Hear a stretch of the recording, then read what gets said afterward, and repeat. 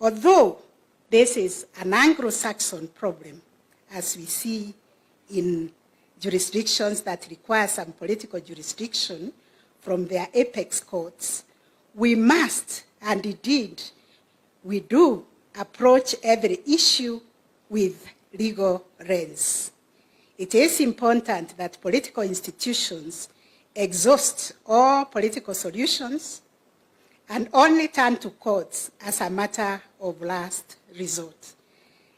And when I look back at what happened to us in 2007, when we were visited by post-election violence, when I look at what happened in 2017 and also 2022, the maandamano, and the creation of the nusu mukate or half-loaf bread government, the handshake government, and now the broad-based government, I always wondered, had we sat down under our provisions of Article 159 to reason together and resolve the dispute before we went into fighting each other, we would have been very far as a country. So let us embrace the provisions of 159 and do NDR, or what we are calling court annexed mediation or alternative justice system, to resolve the disputes that visit us, especially politically. We have resolved those 3 cycles of disputes as the Supreme Court, but the answer given by the Supreme Court is not what carried the day. What happened at the table through negotiations in those arrangements, including the creation of the broad-based government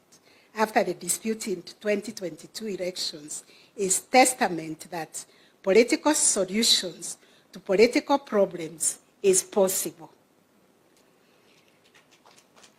Although courts remain ready to delve into complex legal issues arising out of political processes, we must require all institutions to exhaust constitutional alternative dispute resolution avenues to strengthen the cohesion in our society.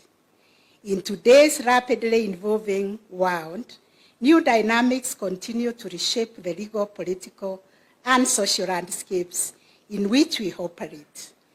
Challenges such as deepening social inequality, the urgent realities of climate change, political competition, which introduce complex issues that demand careful navigation and thoughtful judicial responses. The advent of emerging technologies also bring both opportunities and risk, particularly in the realm of information, misinformation, and disinformation, especially as they proliferate